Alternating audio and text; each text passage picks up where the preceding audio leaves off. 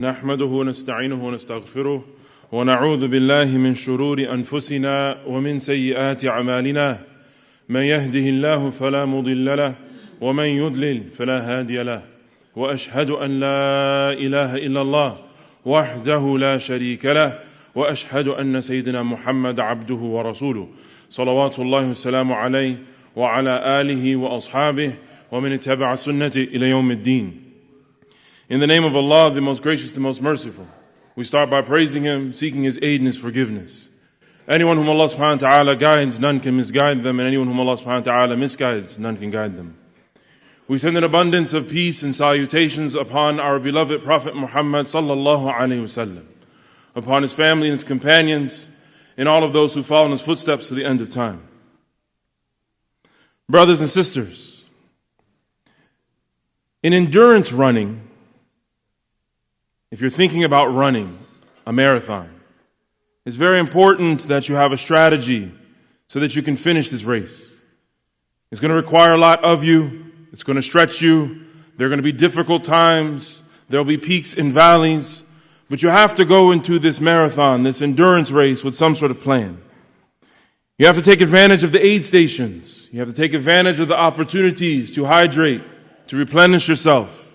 You have to be strategic. How much time you stop there, how much time you spend with them. Perhaps you need an aid to run with you so that you ensure that you set a good pace for yourself. And pace is a very important thing. To think that we're going to win a long distance race, going all out from the beginning and completely abandoning a pace that we're trying to set for ourselves, understanding what our natural conditioning is, understanding what our ability to finish that race is going to be, is absurd. We have to just make sure that we're thinking as intentionally as possible. What is my plan going into this race? How am I going to finish this race? And then if I want to actually place, what is the best strategy to help me win at the highest place that I possibly can in this race? Brothers and sisters, our lives are a form of a race. It's a very long race. There are ups, there are downs, there are peaks, there are valleys. And there are many different smaller races within that long race. There are races and battles that we struggle against and with our families, in our professional lives, in our social lives, in our spiritual lives. Our faith increases and decreases. And there are struggles that we find even within ourselves. How is it that I can be the best version of myself today in this race? When I'm struggling and striving, when I'm feeling malnourished, when I'm feeling tired, when it seems like it's a race where I'm only by myself and there's no one here to help me get through this incredibly dark time. But of those small races, brothers and sisters, we have a very small one we're on the ledge of. We're on the cliff of a very serious and important race. That depending on how it is we think about this opportunity, meaning Ramadan obviously, will determine how it is that we benefit from it. Do we think about Ramadan as a small microcosm of the experience of our lives? That we have to set a pace for ourselves, that we have to master how it is that we're spending it, etc., etc. Or do we look at Ramadan as an aid station? A time in which we nourish ourselves to continue on throughout the rest of the year? Are we thinking about Ramadan as pluses and minuses? How many deeds can I accumulate? How much Taraweeh am I going to pray? How much Quran am I going to read? Because if I read this, then I get this number of barakah. If I do this, then I get this number of barakah. In my relationship with the Quran, my relationship with Allah subhanahu wa ta'ala in this month is nothing more than numbers, a plus and minus. Do I have it or do I not? And I'm exhausting myself only trying to ensure that my bank account of good deeds is at the highest possible and finish in the month of Ramadan. If that's how we're thinking about this month, brothers and sisters, then perhaps we'll finish the race. Perhaps we'll reach the month of Ramadan, and one type of account will be very, very high. We'll have the deeds that we're looking for. We may actually place when we're thinking about finishing this month of Ramadan. But what about the esoteric, the spiritual reality of this month of Ramadan? How are we going to connect with Allah subhanahu wa ta'ala in this month? Are we going to sacrifice our ability to earn the pleasure of Allah subhanahu wa ta'ala in a month in which we find Laylatul Qadr? وَاللَّيْلَةُ الْقَدْرِ خَيْرٌ مِّنْ أَلْفِ شَهْرٍ, or one night is the equivalent of 83 years, 1,000 months. Are we sacrificing everything, thinking about pluses and minuses? And not recognizing that Allah subhanahu wa ta'ala, the Prophet ﷺ said that Allah said in Hadith Qudsi, that as-sawmu li wa ana ujzi bi. The fasting is for me and I reward for it. Fasting is for Allah subhanahu wa ta'ala and it's on a different scale than anything else that we have. So in reality, brothers and sisters, Ramadan, in the battle that we're fighting against ourselves in this month, is not a regular account. In reality, when we think about Allah subhanahu wa ta'ala, we actually should think about how much and the quality of connection that we're trying to make. But Ramadan specifically is not just about how much I can do. It has to be in concert at the same time with not just how much I can do, but what's the quality? How well can I do it, brothers and sisters? How well can I do it is in a very different paradigm, a very different perspective than just how much I can accomplish. So brothers and sisters, as we are waiting at the starting line, as we're waiting for Maghrib to come in so we can start our fast and start our month, we have to ask ourselves, what is the framing that we're going into this month of Ramadan with? Is it merely to accomplish a number of deeds? Is it merely to maximize and prioritize and all of these capitalistic, materialistic ways of thinking about it? Or do we shift it to being, what's the quality of what it is that I'm going to do? Because the two are very different.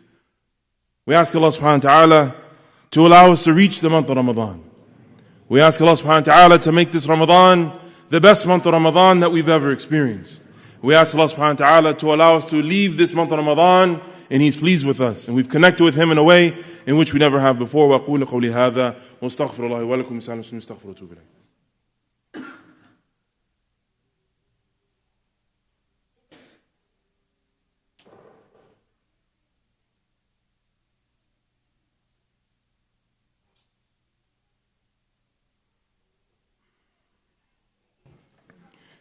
بسم الله الحمد لله وحده والصلاة والسلام على من لا نبي بعد أما بعد.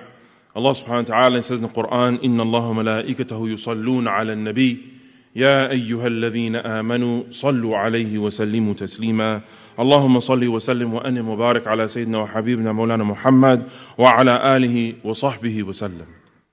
Brothers and sisters, well, as we go into this month of Ramadan, we have to make sure that our focus, our priorities are in line. We have to go into Ramadan starting first and foremost with the ibadat, the wajibat, the forms of worship that are obligatory for us to do. Let's not spend our entire night praying tahajjud and qiyam and miss salat al-fajr. Let's not do 3-4 khatmat of the Quran, completions of the Quran, and we're not actually praying our 5 daily prayers. Let's not listen to the Quran and reflect on these things and we're engaging in muharramat that are objectively without any ikhtilaf or any differing that we should not be doing. If we're not doing those things, that's no problem. Let's use this Ramadan for us. We're not in competition with anyone but ourselves. And Allah subhanahu wa ta'ala is going to hold each and every one of us accountable for what it is that we do by ourselves and with no one else. If you're treating your mother badly, treat her better. If you're not praying Fajr, pray Fajr. If you're praying Salat al-Tarawih, make sure you pray Isha. Make sure you get up on time for Fajr. And we all do that understanding in which the responsibilities that each and every one of us do. Let's start our Ramadan with a perspective of I'm going to use this Ramadan to earn Allah subhanahu wa ta'ala's pleasure. I'm going to do it with focusing on the things that Allah subhanahu wa ta'ala has made obligatory for me. All of the Quran and Tarawih and all of these things are extremely important. We're not belittling them. But what is Tarawih? What is 3, 4, 5 khatams of the Quran when I'm not doing the things that Allah subhanahu wa ta'ala said that I have to do? My Fajr, my 5 daily prayers, staying away from muharramat, drinking alcohol, using drugs, etc. So let's refocus our Ramadan and prioritize with things that are most pertinent, most important for us. Let's set realistic goals for ourselves. As they use in the world of business, SMART goals. Specific, measurable, attainable, realistic, and time-bound. What are these goals that we know that we can achieve in this month of Ramadan? Me personally, I'm not going to do multiple khatmat. It's not possible. For my family obligations, for my personal obligations, the speed in which I read the Quran, my ability to focus on the Quran, Abdul Malik is not going to do multiple khatams. If I do one, alhamdulillah, khairu barakah. But what is realistic for each and every one of us? How are we going to use this Ramadan in a very specific, realistic way? And can we prioritize, number two, can we prioritize quality over quantity? Can we read the Quran for 1 hour of the day with tadabbur and tafakkur, with contemplation and reflection? What is Allah subhanahu wa ta'ala Rabbul Alameen saying to me? What was the context in which this verse was revealed, and how does it fit into the life that I am? Can I stop on one verse and maybe write a paragraph of reflection as to what I can do to take this verse and apply it in my life? What are things and how I can connect with the Prophet Muhammad ﷺ and the companions and how they lived their life when this verse was revealed, and how is it that I am in relation to the Quran? Can I pray 4 rak'at of taraweeh, but I do it with khushu'? I do it with tranquility and focus. Can I do it with my phone? I leave it somewhere else. I put it on don't disturb. A'udhu billah. I turn it off and leave it in the car. But because I'm coming here to focus and use this time to connect with Allah subhanahu wa ta'ala and not merely do 20 rak'at and then do 20 more at home. It's good. We should increase. But we want to make sure that we can do it in a practical and sustainable way. We want to make sure that we can do it in a way that we're connecting with Allah subhanahu wa ta'ala, and it's not merely an account that we're trying to increase. How will we end the month of Ramadan and our numbers are really, really big, but we haven't left it and we're better people? How we leave the month of Ramadan and we've done all of these good deeds, but it actually hasn't done anything. The month ends and we're right back to where we were, worse than we were before. How horrible would it be if we trained for months going into a race and then we pull a hamstring in the first mile?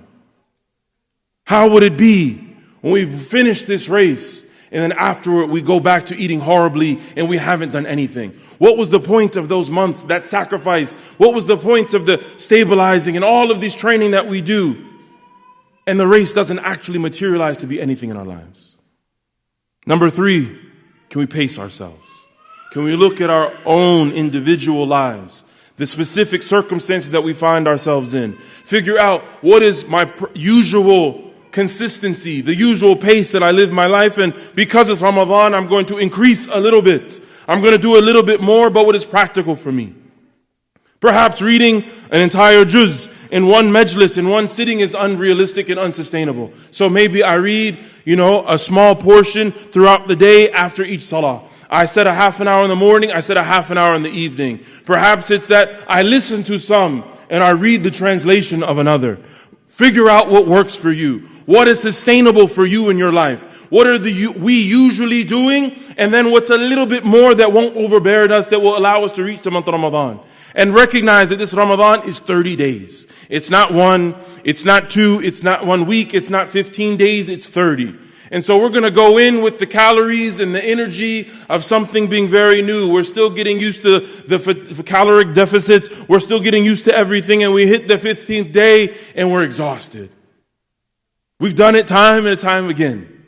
But how can we pace ourselves so that actually in that last part of the race, in the last part of this month of Ramadan, we're actually able to put into another gear. We're actually able to tap into something that we've been reserving for these last 10 nights, wherein we can find the night of Laylatul Qadr. Brothers and sisters, what are we going to do? And if we're thinking about pacing ourselves, we also have to be gracious with ourselves. We have to remember that al-kamalu lillah. Perfection is only for Allah subhanahu wa ta'ala. Each and every one of us has deficiencies. We have shortcomings. We wish we'd have prepared better. We wish we'd have lived a better life. We wish that we had gone into Ramadan better. And if we think that we haven't, you're lying to yourself.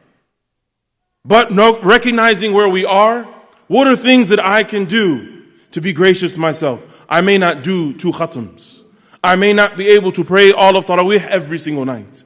I may not be able to go to every iftar invitation because I know I have familial obligations. I know that if I go to those, I won't be able to do my Taraweeh or read my Quran, or it's going to throw off my suhoor, etc., etc., etc. We have to be gracious with ourselves and recognize that Allah subhanahu wa ta'ala knows us better than we know ourselves. So what are we going to do to reach that? And lastly, brothers and sisters, we have to have tawakkul ala Allah subhanahu wa ta'ala. We have to put our trust in Allah subhanahu wa ta'ala. There's something about a race that they talk about runner's high.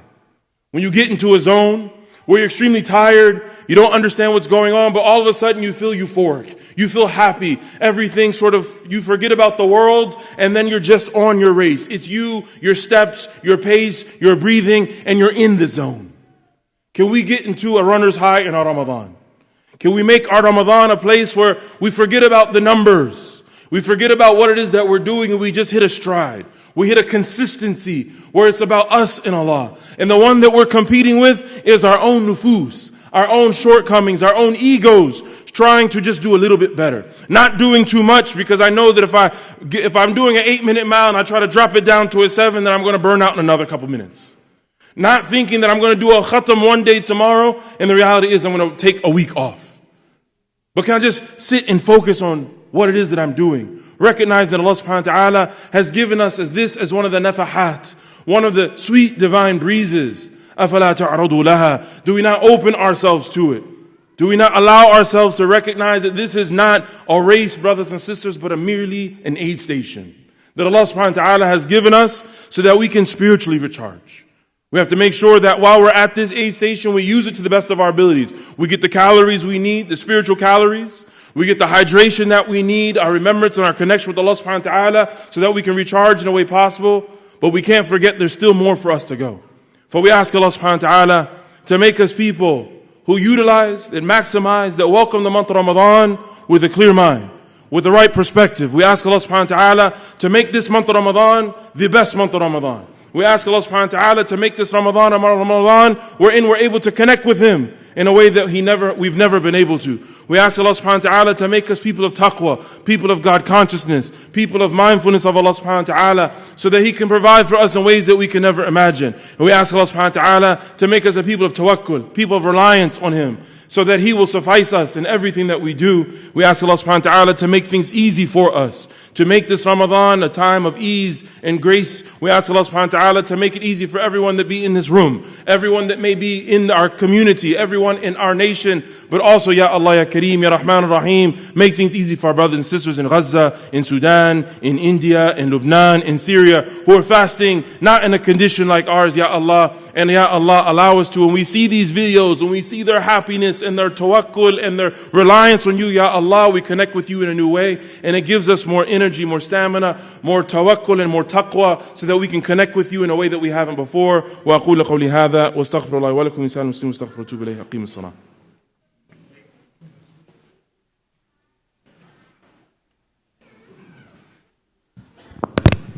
الله أكبر الله أكبر أشهد أن لا إله إلا الله أشهد أن محمدا رسول الله حي على الصلاة حي على الفلاح قد قامت الصلاة قد قامت الصلاة الله أكبر الله أكبر لا إله إلا الله.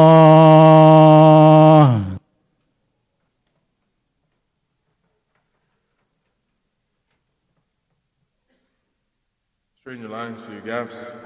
There's a brother named Ghalib Sayyid who's re-diagnosed with cancer. Keep him in your du'as. And his sister Ruhila has a surgery. For keep them both in your du'as. Allah shfi. Allahu Akbar.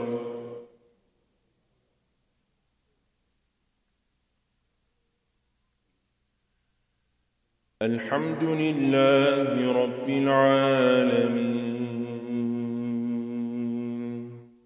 الرحمن الرحيم مالك يوم الدين إياك نعبد وإياك نستعين اهدنا الصراط المستقيم صراط الذين أنعمت عليهم غير المغضوب عليهم ولا الضالين.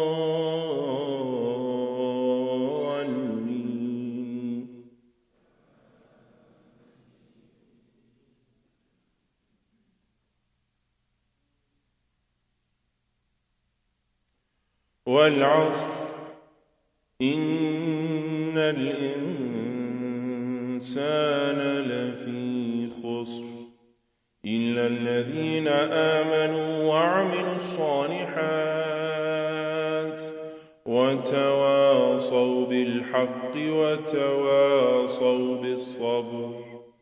الله أكبر.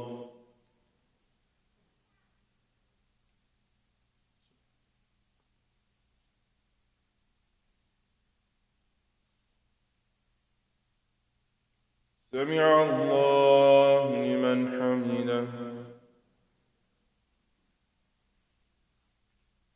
الله أكبر.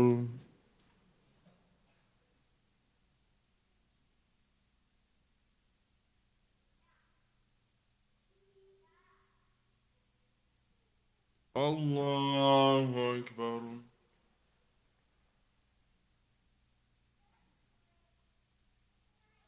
الله أكبر.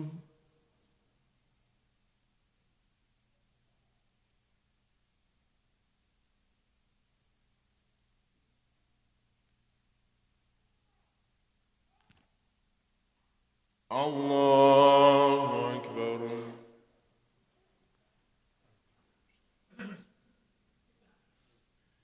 الحمد لله رب العالمين الرحمن الرحيم مالك يوم الدين إياك نعبد وإياك نستعين اهدنا الصراط المستقيم صراط الذين أنعمت عليهم غير المغضوب عليهم ولا الضالين.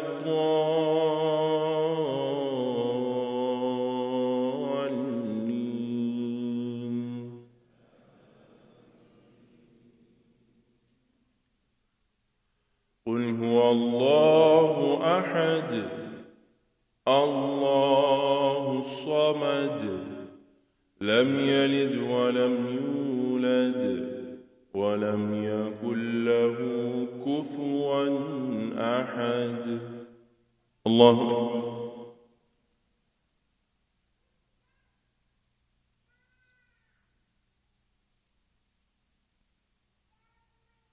سمع الله لمن حمده.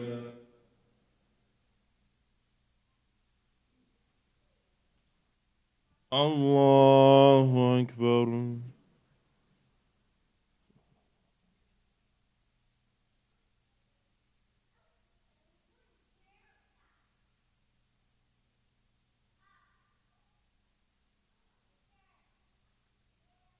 الله أكبر.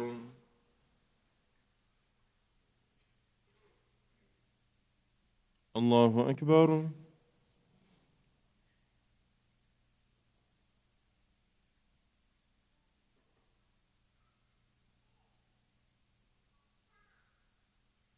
الله أكبر.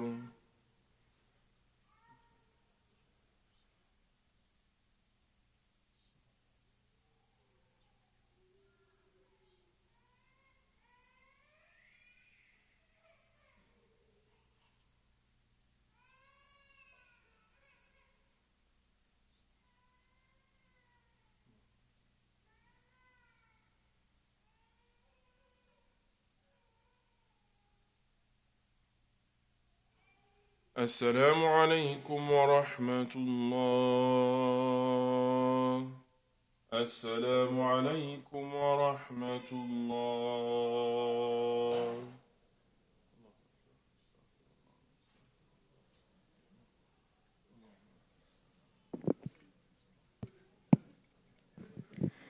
Assalamu alaikum wa rahmatullahi wa barakatuh. Thank you, Imam Abdul Malik, for leading us into prayer. Just a few announcements before you go on your way.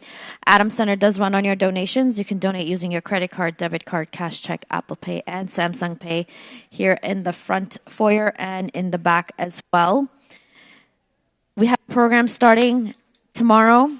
It's called 5 Before 5 Ramadan series. Every Saturday after Dhuhr prayer,